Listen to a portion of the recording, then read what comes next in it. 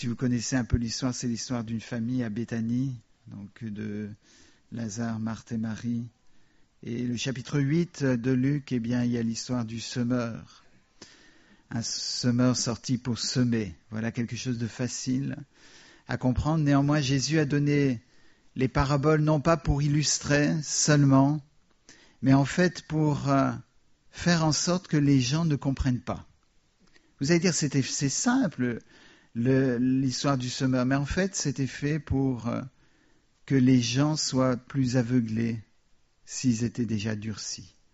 N'est-ce pas? Ça nous est dit dans la parole, concernant la parabole, que ceux qui avaient les yeux, le cœur fermé, eh bien, étaient encore plus fermés et ne comprenaient pas. C'était opaque.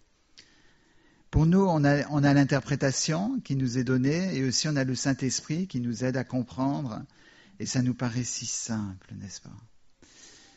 Et dans Luc chapitre 8, vous lirez tout le chapitre parce qu'il faut toujours lire dans le contexte. Donc vous lirez tout le chapitre, mais vous lirez tout Luc aussi.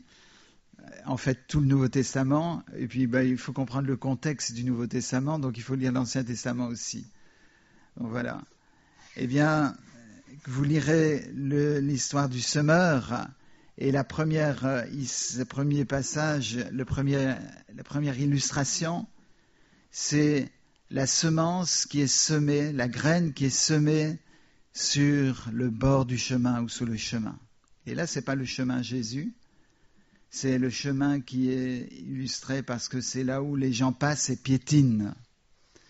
Et le fait de piétiner le chemin, ça rend le sol très dur et ça rend donc impossible à la graine, à la semence de traverser, de pénétrer dans la terre. Et voilà, je me dis, mais est-ce que c'est pas notre cas souvent d'avoir reçu la parole, enfin la parole a été semée dans nos cœurs, mais nos cœurs avaient quelque chose de dur. Quelque chose qui a fait que la parole n'a pas pénétré, n'a pas agi. Si vous interrogez les quelques personnes qui évangélisent dans les prisons, eh bien ils disent que là, les cœurs sont ouverts, la parole de Dieu pénètre dans le cœur, elle est absorbée immédiatement. Ça veut dire que l'Esprit de Dieu agit dans les prisons. Pourquoi il agit dans les prisons? Parce que dans les prisons, il y a des pécheurs qui savent qu'ils sont pécheurs. En dehors des prisons, il y a des pécheurs qui ignorent qu'ils sont pécheurs. Et c'est ça la différence. C'est que le cœur de ceux qui savent qu'ils sont mauvais, qu'ils ont fait ce qui déplaît à Dieu, eh bien c'est un cœur qui est touché par la grâce de Dieu, qui devient tendre et qui reçoit la parole. Mais la semence qui a été semée le long du chemin ou sur le chemin, qui ne pénètre pas, eh bien ça me fait penser aux pharisiens, aux gens qui avaient, disons, des convictions religieuses, des convictions extraordinaires. Et à cause de ces convictions, vous savez, les convictions qu'on peut avoir, elles ferment le cœur à la parole de Dieu. Elles ferment le cœur au Saint-Esprit. Et on doit faire chacun ici attention, moi en premier, à ce qu'il n'y ait pas ce durcissement de cœur. Parce que la parole de Dieu ne peut pas pénétrer si on a des convictions d'avoir raison, d'être bien, d'être sauvé, d'être juste, etc. La parole de Dieu ne va pas rentrer, ne va pas pénétrer, ne va pas faire son œuvre. Ça veut dire qu'elle va mourir. Ce n'est pas la parole de Dieu qui meurt, mais c'est l'occasion de ce qui était donné par Dieu pour que cette parole porte du fruit dans nos vies qui va mourir. C'est cette occasion-là qui va mourir. Et si vous lisez Luc, contrairement aux deux autres évangélistes qui ont présenté ce récit du semeur, eh bien vous voyez que Luc dit que la graine, ce sont ceux qui sont semés le long du chemin. Les autres disent la graine, c'est ce qui est semé dans le cœur. Mais là, Luc donne les deux aspects. Il dit que c'est ça, mais c'est aussi les personnes. Ça veut dire qu'il considère que la position dans laquelle on se trouve dans l'environnement, spirituel, l'environnement spirituel que l'on adopte, que l'on cherche, eh bien c'est ça qui va durcir ou attendrir notre cœur. Et si on est convaincu de justice, si on est convaincu qu'on est juste, si on est convaincu qu'on est bien, eh bien le Seigneur ne peut pas agir. Mais si ce matin vous avez le sentiment profond que vous avez besoin de Christ, eh bien étrangement, c'est vous qui avez le plus d'espoir pour une bénédiction pendant ce culte. Et il faut que le Seigneur agisse à chaque fois. Il faut que le Seigneur fasse une œuvre dans nos vies à chaque fois. Donc si notre cœur est dur, il n'y a pas d'œuvre qui va se faire d'ici midi, ça c'est sûr, dans nos vies. Mais si nos cœurs sont troublés, sont perturbés, et sont pas, vous savez, comme un chemin où on peut marcher ferme, mais dur, eh bien là le Seigneur peut agir. Et vous savez, dans cette famille de Béthanie, ils avaient beaucoup d'amis, ils étaient très admirés, ils étaient très aimés. Et ils avaient des amis pharisiens qui étaient comme ça. Et quand Lazare a été ressuscité par Jésus, c'est quand même un miracle. On devrait se réjouir, n'est-ce pas? Et beaucoup se réjouissaient, beaucoup de ces juifs et ces pharisiens se réjouissaient certainement. Mais il y en a qui ont dit, ça ne va pas. Il faut qu'on aille se plaindre auprès des autorités juives, qu'on aille porter plainte contre Jésus. Alors je ne vous dis pas, s'il était en France actuellement, il y aurait beaucoup de dépôts de plaintes.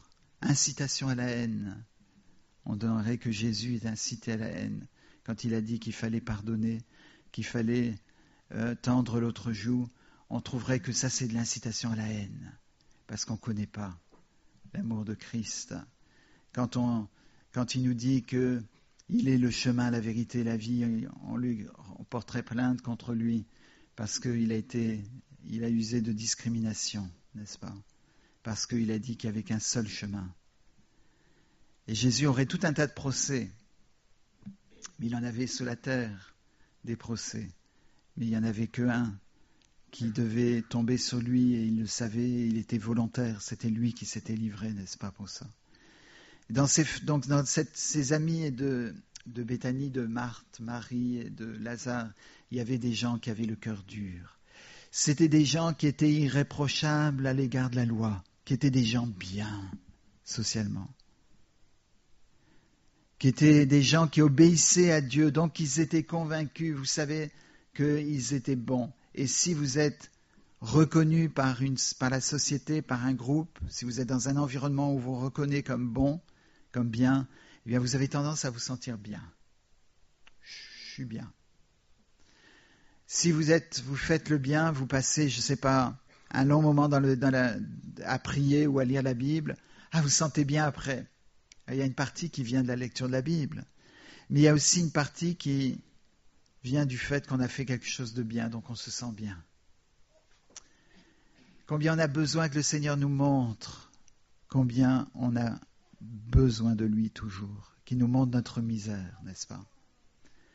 Dans Ésaïe chapitre 6, lorsque Ésaïe a eu la révélation de Dieu, eh bien, il a dit « Malheur à moi, car je suis au milieu d'un peuple dont les lèvres sont impures, et mes lèvres sont impures. » On doit avoir ce sentiment, cette conviction. Est-ce que vous l'avez, est-ce que je l'ai ce matin, que j'ai besoin de Christ? Bien sûr, on a été sanctifié, mais combien on a besoin d'être sanctifié encore? Au plus qu'il y a la lumière, la sanctification, c'est la lumière qui vient dans notre vie. Au plus que vous mettez la lumière chez vous, au plus qu'il y a vous verrez de la poussière. Si vous ne voulez pas la voir, vous éteignez la lumière. Vous fermez les volets, il n'y a pas de poussière visible. Les gens qui marchent dans les ténèbres disent « Je suis bien, tout va bien ». Et les gens qui font le ménage disent « Tout va bien ». Mais si on met la lumière un peu près, il y a des problèmes. Et au fur et à mesure que la lumière vient dans nos vies, elle nous montre qu'il y a des problèmes, des choses à changer. Qu'au début de la conversion, souvent on change des choses. On cherche le Seigneur, on dit « Seigneur, il faut que tu fasses cette œuvre dans ma vie ». Puis après, avec le temps, si vous voulez, on arrive à une asymptote où on se dit « Bon voilà, maintenant, c'est jusqu'à l'éternité comme ça, on va se laisser aller sans changer. Quand on donne l'occasion aux gens de venir et de demander la prière pour un problème dans leur vie, il ne doit pas avoir que des gens qui sont pas encore chrétiens ou qui sont juste nouveau-nés spirituellement. Il doit y avoir aussi des vieux chrétiens qui confessent qu'ils ont besoin de Christ. Je me rappelle que après ma conversion, pendant des années, le Seigneur m'a demandé, il faut que tu répondes à un appel pour ça, parce que ça ne va pas, ça, dans ta vie. Et je disais, mais Seigneur, on négocie souvent avec le Seigneur, Seigneur, je suis sauvé, les gens vont croire que je me donne encore pour la conversion. Et Seigneur, mais laisse tomber, vas-y, réponds. Et ça a été des bénédictions de pouvoir répondre à ce que le Seigneur montrait dans ma vie, qui devait être changé.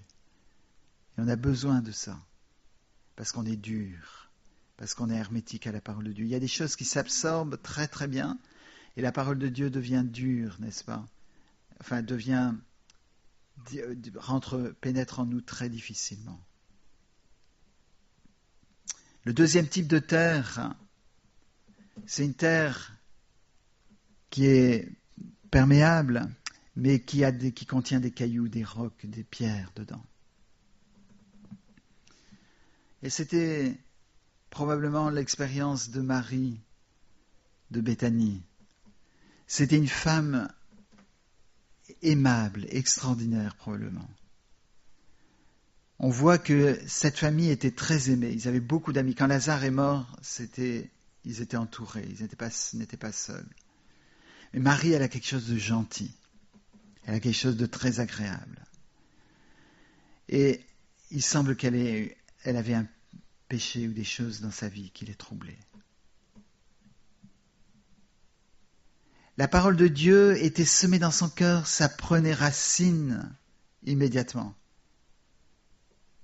Nous avons semé notre maison dans un coin de la toiture, un arbre qui pousse. C'est magnifique, n'est-ce pas? Mais c'est inquiétant, bien sûr, vous allez dire. Mais c'est quelquefois plus isolant que certains des travaux que peuvent faire certains entrepreneurs en ce moment, parce que ça isole bien finalement les racines de l'arbre. Mais voilà, nous avons un arbre. Ça veut dire que la semence peut prendre racine dans très peu de terre. Mais il y a une chose qui est sûre, c'est que c'est très facile à l'enlever. On ne l'enlève pas parce qu'on risque à faire rentrer l'eau à la place. Donc il faut que c'est un professionnel qui le fasse. Mais c'est pas beaucoup de racines, pas de racines, mais ça prend très rapidement vie et ça pousse. Il n'y a pas besoin de beaucoup de terre. Et dans le chapitre 12 de Jean, il nous est raconté comment Marie est venue et elle a versé ce parfum sur les pieds de Jésus, n'est-ce pas? Elle avait quelque chose sur le cœur. Elle avait acheté quelque chose de très cher pour Jésus. Elle a payé un grand prix. Les seuls chrétiens que j'ai rencontrés, qui ont marché avec le Seigneur toute leur vie, qui ont été fidèles au Seigneur, sont ceux qui ont payé un grand prix. À l'époque du bon marché, du discount, les évangéliques ont inventé la conversion discount. Vous convertissez, vous ne confessez rien, vous continuez à vivre comme vous étiez avant, sauf que maintenant vous êtes né de nouveau. Rien ne change dans votre vie, mais vous êtes né de nouveau. Ces personnes-là ne sont pas sauvées. Ces personnes-là ne seront jamais considérées comme sauvées par Dieu. Vous allez dire, mais le salut est gratuit. L'Évangile nous dit que le salut est gratuit. Bien sûr, le salut est gratuit. Parce que le prix qu'il faut payer pour notre péché, c'est l'enfer. Et ce prix-là, Dieu ne veut pas que vous le payiez. C'est pour ça qu'il vous donne le salut gratuitement. Mais est-ce que vous êtes passé par la nouvelle naissance, qui est un passage douloureux, difficile, humiliant? Est-ce que vous êtes passé par là? Ou est-ce que vous êtes comme Naaman qui a premièrement réagi en disant « Non, moi je ne vais pas me baigner dans les eaux du Jourdain, il y a dans mon pays des eaux qui sont plus propres. » Et en effet, les eaux du Jourdain étaient sales.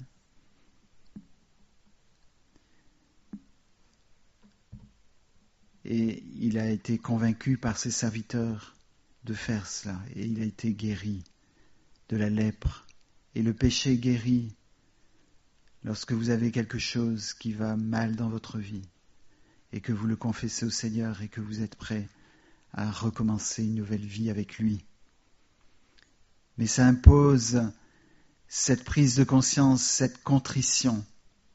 Vous avez vu David dans le psaume 51, comment il était contrit, combien il était brisé à cause de son péché. Et Marie de Béthanie, elle achète 6 jours après la Pâque. Jésus savait, je ne sais pas si c'était 1 an avant sa crucifixion ou 2 ans, mais en tout cas il savait qu'à cette époque-là, très bientôt, il allait être crucifié. Et Marie est venue, elle a répandu. Dans la maison, il y avait cette odeur de parfum. Dans l'église, il y a l'odeur de parfum quand quelqu'un a cette attitude devant Dieu de confesser de son péché, de se repentir, de dire « je suis misérable, je veux que ça change ». Il y a une odeur de parfum extraordinaire. Le problème, c'est que souvent ce parfum n'est pas là. Et on a le parfum des justes qui ne se rendent pas compte qu'ils sentent mauvais. Et vous savez que la plupart des gens qui se sentent mauvais pensent que ce sont les autres qui sentent mauvais. Et les justes croient que les autres ont besoin de repentance, mais c'est eux qui ont besoin. En tout cas, son cœur était extraordinairement travaillé par l'Esprit de Dieu. Les racines faibles qui ne pouvaient pas pousser parce qu'il y avait des pierres dans sa vie, les pierres ont été ôtées à l'instant même, lorsqu'elle s'est repentie devant le Seigneur, lorsqu'elle a offert ce parfum, lorsqu'elle a prophétisé qu'il allait mourir et ressusciter. Les pierres sont parties, elle est devenue de la bonne terre. Mais son cœur était disposé à chercher le Seigneur. Vous savez, elle était toujours, chaque fois qu'on parle d'elle, elle est assise. Alors vous allez dire, c'est pas bien. Le Seigneur nous dit de nous lever, marcher. Ouh. Qui est-ce qui a dit que le Seigneur nous disait de lever, marcher? Quelquefois, il dit de se lever. Quelquefois, il dit de marcher. Quelquefois, il dit de se coucher. Quelquefois, il dit de s'asseoir. Il ne faut pas prendre un passage et dire c'est la volonté de Dieu, c'est l'ordre pour ma vie. Il faut être sûr que Dieu nous l'ait dit. Il y a des gens qui disent le Seigneur a promis que je serai sauvé, moi et ma famille, parce que c'est écrit, le geôlier il a été dit au geôlier, crois au Seigneur Jésus et tu seras sauvé, toi et ta famille. Donc ils disent, voilà, c'est une promesse du Seigneur. Non, non, non, c'est une promesse pour le geôlier. Il y a des gens à qui le Seigneur dit, crois au Seigneur Jésus et tu seras sauvé, mais tu seras le seul dans ta famille. Il faudra tenir bon. C'est la parole de Dieu, c'est ce que la parole de Dieu a à nous dire pour nous personnellement qui compte. On ne doit pas s'approprier des choses, à moins que le Saint-Esprit nous les ait dites très clairement. Et donc, cette Marie, elle est assise aux pieds du Seigneur. Vous vous rappelez, quand Jésus est invité un jour à Béthanie, et puis c'est Marthe. Alors moi, je vois Marthe, je me la représente, c'est pas bien, mais j'arrive pas, j'imagine toujours les gens d'une certaine façon. Bien sûr, après, quand je les rencontre, ils ne sont pas du tout comme j'ai imaginé. Mais j'imagine Marthe grande, très maigre, très tirée, stressée. Parce que là, ce repas, quand Jésus était là, une occasion, eh bien, elle était là en train de s'énerver dans tous les sens dans la cuisine. Et Marthe était assise au pied de Jésus. Marie, merci. Marie était assise au pied de Jésus, elle écoutait la parole. Et Marthe vient voir Jésus. Pourquoi? Parce elle était déjà allée voir sa sœur plein de fois, je suis sûr, pour lui faire des reproches, ça n'avait rien changé. Elle vient voir Jésus, elle dit, cela te fait-il rien que ma sœur ne vienne pas m'aider comme ça dans la cuisine un peu? Et c'est extraordinaire parce que Jésus continue à l'aimer. Jésus ne la renvoie pas brutalement. Il lui dit simplement quelque chose qui a dû faire très mal à Marthe, mais qui a dû changer son cœur quelque part. C'est qu'il a dit, Marie a choisi la bonne part qui ne lui sera pas ôtée. Autrement dit, toi, tu as choisi la mauvaise part. Tu as choisi de t'agiter. Alors on va dire, oui, mais il faut être raisonnable. Si Jésus est invité, il faut lui offrir à manger. Vous croyez que Jésus attendait que le repas soit bon ? Vous croyez qu'il attendait qu'on lui fasse un repas de qualité ? Le repas que Jésus avait besoin, c'est un cœur qui est assis à ses pieds pour écouter sa parole. Et si ce matin votre cœur c'est d'écouter la parole de Dieu, d'être assis au pied de Jésus, vous êtes en train de lui offrir le repas qu'il aime. Ne décidez pas à la place de Jésus ce qu'il aime. Vous savez, il y a des gens comme ça. Ils décident que telle personne, elle aime ça, elle aime pas ça, etc. Et en fait, c'est pas vrai. Quand vous interrogez la personne, il dit, c'est pas du tout ça, mais elle est convaincue que c'est ça, ou il est convaincu que c'est ça, mais c'est pas vrai du tout. Ne décidez pas à la place de Jésus de ce qu'il aime. On le sait ce qu'il aime, parce que la parole le dit, mais il y a d'autres choses qu'il aime qui doivent vous révéler. Et Marie l'avait compris. Marie, elle était assise au pied de Jésus, elle écoutait sa parole. Et Marthe était agitée. Alors moi, je vois bien sûr Marie plus joufflue, plus rondelette, plus décontractée. Et Marthe qui s'agite là dans tous les sens. Mais Jésus aimait Marthe et Marie. Et vous allez voir que si vous lisez Jean 11 chez vous, eh bien vous allez voir les paroles extraordinaires qu'elle peut prononcer sur Jésus, qui montrent qu'elle connaissait Jésus, que Jésus l'aimait. Mais là, c'est le cœur de Marie qui avait des pierres, qui ont été libérées, je pense, dans le chapitre 12. C'est pas chronologique, si vous voulez, c'est pas forcément chronologique les récits. Mais dans le chapitre 12, il est question de Marie qui verse ce parfum. Et les pierres sont ôtées, son cœur devient un cœur, une terre qui reçoit la parole, qui porte du fruit. Et elle porte du fruit encore aujourd'hui.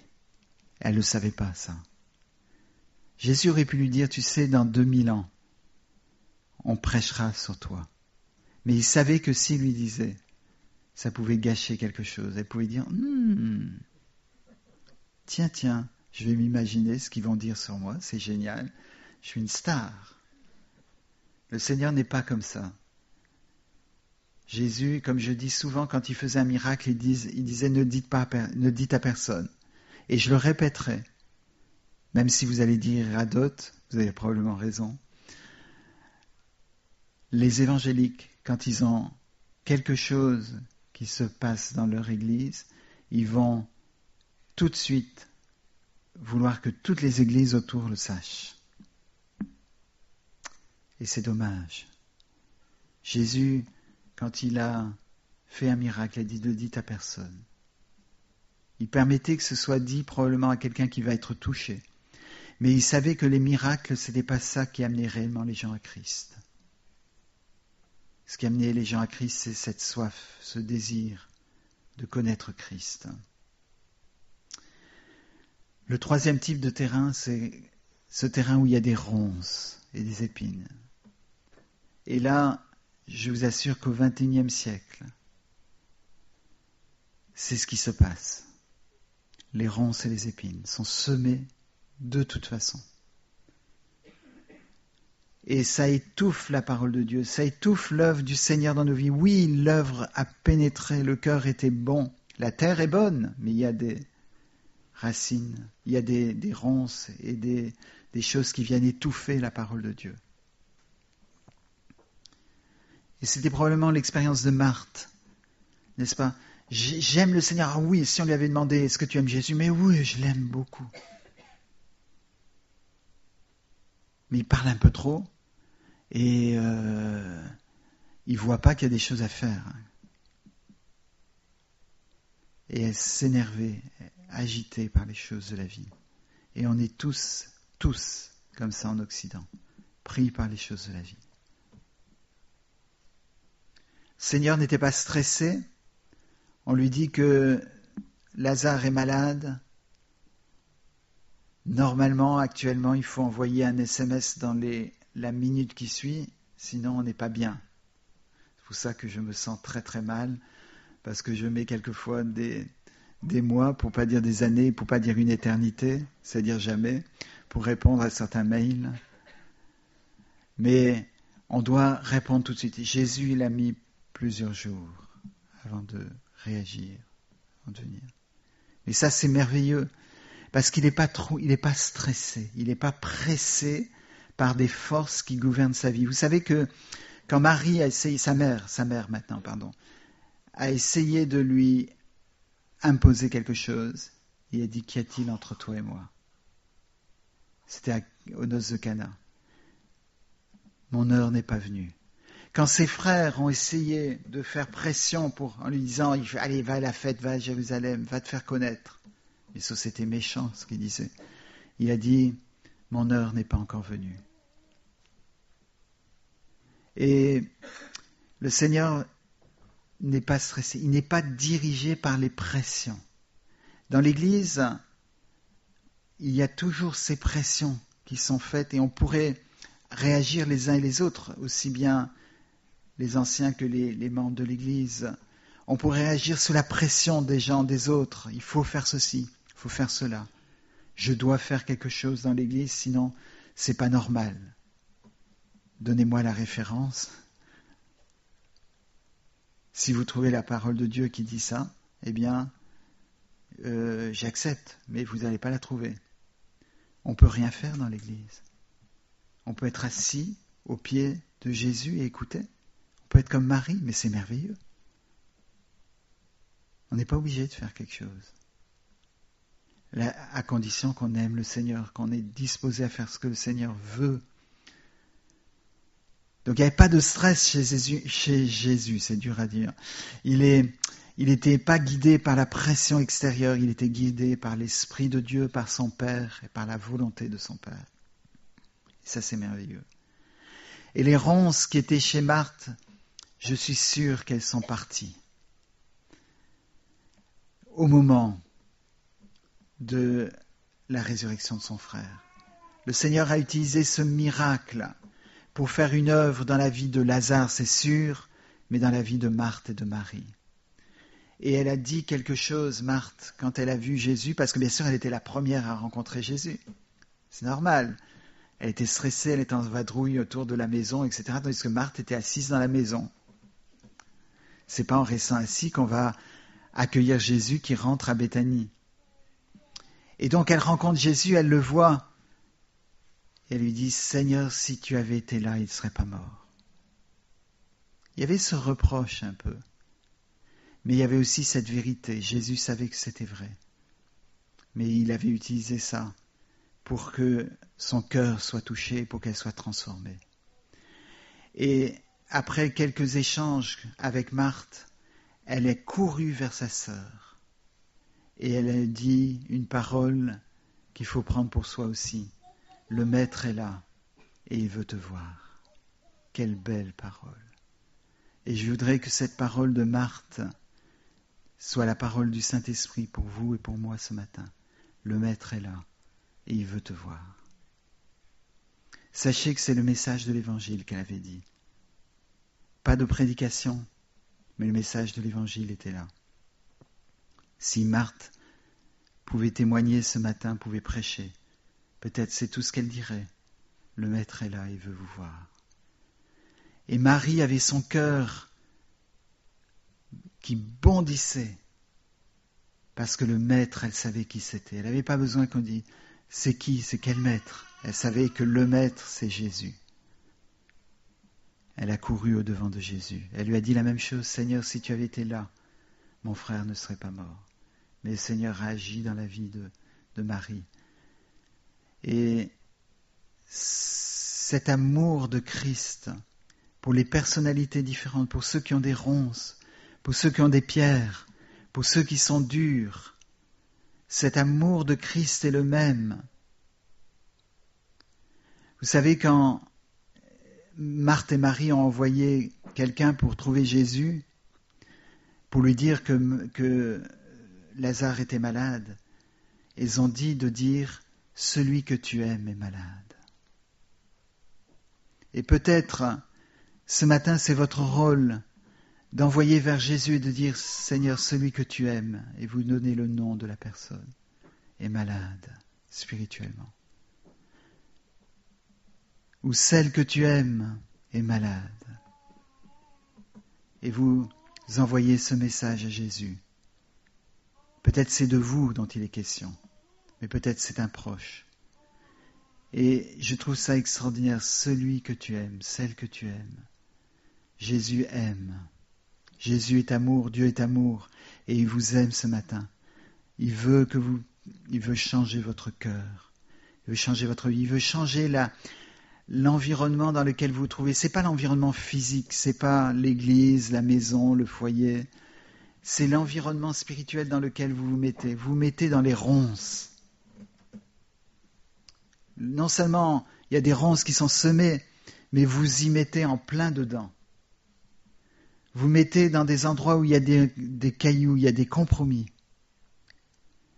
Il y a des choses qui ont été faites dans vos vies qui vous emportez la culpabilité.